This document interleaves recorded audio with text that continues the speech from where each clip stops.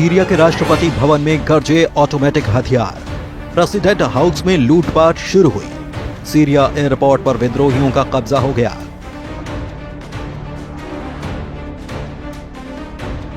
Police headquarter पर विद्रोहियों ने कब्जा कर लिया। सीरिया की सड़कें सूनी पड़ी हैं और खबरें ऐसी हैं कि बशर अल असद फरार हो गए हैं। कमांडर जुलानी ने सीरिया की राजधानी दमिश्क पर कब्जा कर लिया है। राष्ट्रपति बशर अल असद की सत्ता को उखाड़ फेंका गया।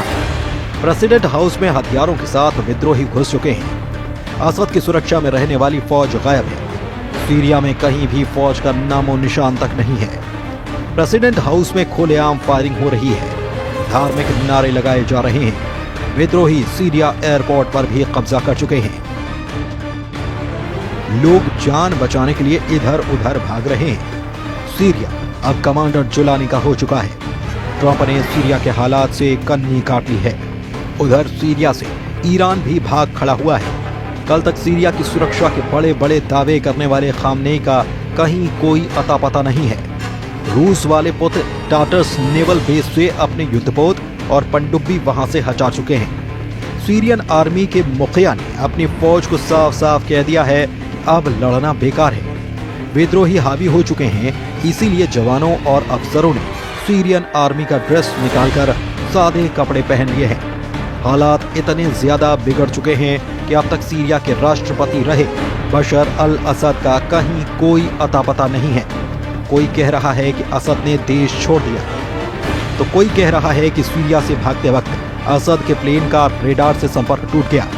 तो विद्रोहियों ने नया दावा किया कि उन्होंने असद के IL-76T प्लेन को अल सुवायरी इलाके में मार गिराया है।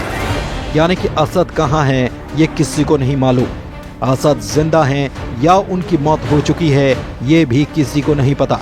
और सीरिया जल रहा है।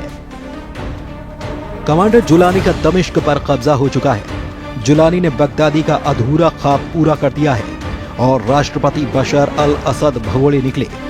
सीरिया के राष्ट्रपति बशर अल असद देश छोड़कर भाग रहे हैं। सेना ने असद के देश छोड़ने की पुष्टि करते हुए कहा कि देश में राष्ट्रपति की सत्ता खत्म हो चुकी है।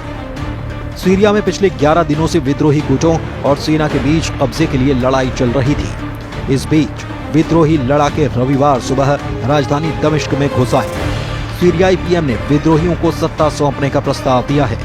पीएम मोहम्मद गाजी अल जलाली ने एक रिकॉर्डिंग में कहा कि वो देश में ही रहेंगे और जिसे भी सीरिया के लोग चुनेंगे उसके साथ मिलकर काम करेंगे। CNN की रिपोर्ट के मुताबिक पिछले एक हफ्ते में विद्रोहियों ने सीरिया के 4 बड़े शहरों पर कब्जा कर लिया है। इनमें अलेप्पो, हमा, होम्स और दारा शहर शामिल है। विद्रोही लड़ाके राजधानी दमिश्क में दारा शहर की तरफ से घुसे हैं, जिस पर उन्होंने 6 दिसंबर को कब्जा किया था। दारा वही शहर है जहां से 2011 में राष्ट्रपति बशर अल असद के खिलाफ विद्रोह की शुरुआत हुई थी और पूरे देश में जंग छिड़ गई थी। दारा से राजधानी दमिश्क की दूरी करीब 100 किलोमीटर है।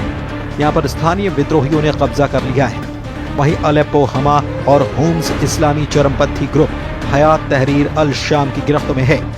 संघर्ष की वजह से अब तक 3.70 लाख लोगों को विस्थापित भी होना पड़ा है। CNN की रिपोर्ट के मुताबिक दमिश्क पर कब्जा करने के बाद विद्रोही बशर अल असद को खोजने में जुट चुके हैं। वक्त बदल चुका है, सत्ता बदल चुकी है। कल तक जो सेना और इंटेलिजेंस के अफसर विद्रोहियों से पूछताछ करते थे, आज वही विद्रोही सीरियाई सेना के अधिकारियों और इंटेलिजेंस अफसरों से पूछताछ कर रहे हैं, क्योंकि असद को लेकर अभी तक कुछ भी साफ नहीं हो पाया है। असद को लेकर कई खबरें वायरल हैं। हालांकि कुछ रिपोर्ट्स में दावा किया गया कि वे रूस जा चुके हैं, लेकिन इसकी भी आधिकारिक पुष्टि नहीं हुई। वॉल स्ट्रीट जर्नल की रिपोर्ट के मुताबिक बशर अल असद ने विद्रोह के बीच में ही अपने परिवार को सीरिया से बाहर भेज दिया था। असद के परिवार के जो लोग रूस भाग गए हैं उनमें उनकी पत्नी, बच्चे और 2 साले शामिल हैं। अखबार के मुताबिक सीरियाई राष्ट्रपति की ब्रिटिश मूल की पत्नी पिछले हफ्ते अपने 3 बच्चों के साथ रूस भाग गई हैं, जबकि उनके भाई बहन के संयुक्त अरब अमीरात जाने की खबर है। कहते हैं जब सत्ता बदलती है तो अपनेपन का चोला भी उतर जाता है। यही हुआ सीरिया में। असद के बारे में अभी तक कुछ भी साफ नहीं। सीरिया के पीएम ने सबसे पहले असद के बारे में कहा कि उनकी असद से आखिरी बातचीत शनिवार को हुई थी। इसके बाद से वो कहां हैं उन्हें नहीं पता। इसके बाद पीएम मोहम्मद गाजी अल जलाली ने अपनी स्थिति साफ करते हुए कहा कि वो कहीं भी नहीं जा रहे, वो अपने घर पर ही मौजूद रहेंगे। यहां तक तो सब ठीक था, लेकिन इसके बाद सीरियाई पीएम ने जो कुछ कहा उसने साफ कर दिया कि सीरिया की स्थिति बहुत ही विकट हो चुकी है। कभी असद के वफादार से बहस-सालार में रहे सीरिया के पीएम कमांडर जुलानी के विद्रोहियों का साथ देने का ऐलान कर दिया है। सिर्फ 11 दिन में किसी देश की सत्ता को उखाड़ फेंकना कोई मामूली बात नहीं। 2020 के सीज फायर के बाद सीरियाई विद्रोही गुट हयात तहरीर अल शाम 27 नवंबर को सीरिया पर कब्जे के लिए फिर से जंग का ऐलान किया। 1 दिसंबर को विद्रोहियों ने सीरिया के दूसरे सबसे बड़े शहर अलेप्पो पर कब्जा कर लिया। इसे राष्ट्रपति बशर अल असद ने सीरिया की जंग के दौरान 4 साल की लड़ाई के बाद जीता था। अलेप्पो जीतने के 4 दिन के बाद विद्रोही गुटों ने एक और बड़े शहर हमा और फिर दक्षिण शहर दारा पर भी कब्जा कर लिया। इसके बाद राजधानी दमिश्क को 2 दिशाओं से घेर लिया गया।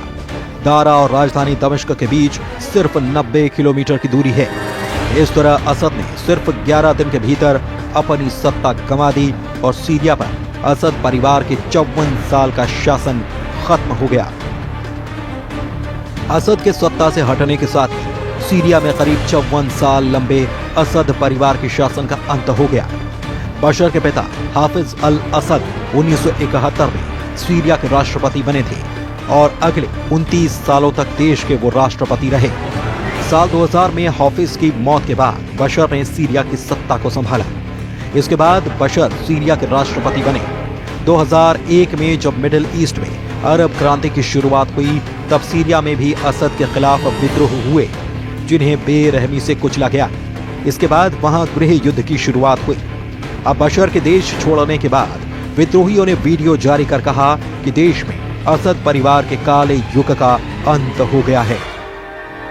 हम देश में नए युग की शुरुआत की घोषणा करते हैं। सीरिया में हुए विद्रोह के लिए अमेरिका के नवनिर्वाचित राष्ट्रपति डोनाल्ड ट्रंप ने पूर्व राष्ट्रपति बराक ओबामा की नीतियों और रूस को जिम्मेदार बताया। ट्रंप ने कहा कि यह हमारी लड़ाई नहीं है, अमेरिका को इस संघर्ष में शामिल नहीं होना चाहिए। सीरिया अमेरिका का दोस्त नहीं है। ट्रंप ने सोशल मीडिया ट्रुथ सोशल पर लिखा कि सीरिया में बहुत बड़ी गड़बड़ है, लेकिन वो हमारा दोस्त नहीं है। अमेरिका को इससे कोई मतलब नहीं। यह हमारी लड़ाई नहीं है, हमें इसमें शामिल नहीं होना चाहिए और इससे बाहर ही रहना चाहिए। असद का सहयोगी रूस है, लेकिन वो यूक्रेन युद्ध में उलझा हुआ है। ऐसे में सीरिया में जो कुछ हो रहा है उसमें रूस ज्यादा कुछ करने की स्थिति में नहीं। रूस ने कई सालों तक सीरिया की रक्षा की। अगर रूस सीरिया से निकल जाता है तो इससे रूस को ही फायदा होगा, क्योंकि सीरिया से उसे कुछ हासिल नहीं हो पाया। चलिए आपको बताते हैं कि आखिर इस विद्रोह का दुनिया पर क्या असर होगा। एक्सपर्ट्स के मुताबिक ये पश्चिम एशिया में वर्चस्व की लड़ाई है। सीरिया की भौगोलिक स्थिति बेहद अहम हो जाती है। सीरिया की सीमा इराक, तुर्की, जॉर्डन, लेबनान और इजराइल से भी लगती है। सीरिया पर नियंत्रण अहम व्यापार मार्गों, ऊर्जा गलियारों तक पहुंच प्रदान करता है और पूरे क्षेत्र में प्रभाव डालने के लिए एक आधार प्रदान करता है। इस विद्रोह का रूस पर बड़ा असर होगा। पश्चिमी एशिया में सीरिया उसका सबसे भरोसेमंद पार्टनर है। साथ ही साल 2011 में बशर के खिलाफ विद्रोह के बाद से रूस बशर को हर तरह की सैन्य, आर्थिक और रणनीतिक मदद देता रहा है। इस वजह से रूस चाहता है कि बशर सत्ता में बने रहे, जबकि विद्रोहियों को अमेरिकी समर्थन प्राप्त है। ऐसे में बशर की सत्ता जाना रूस का बड़ा नुकसान होगा। आने वाले दिनों में कच्चे तेल के दामों में उछाल देखने को मिल सकता है और इससे भारत पर भी असर पड़ेगा। वहीं हाल में पावर और सोलर प्लांट प्रोजेक्ट पर दोनों मुल्क साथ काम कर रहे हैं। भारत ने 2022 में इसके लिए $28 करोड़ की मदद की घोषणा की थी। साफ है, इस विद्रोह का असर रूस और ईरान पर ही नहीं, बल्कि दुनिया के कई हिस्सों पर पड़ने वाला है। Bureau report, news 18।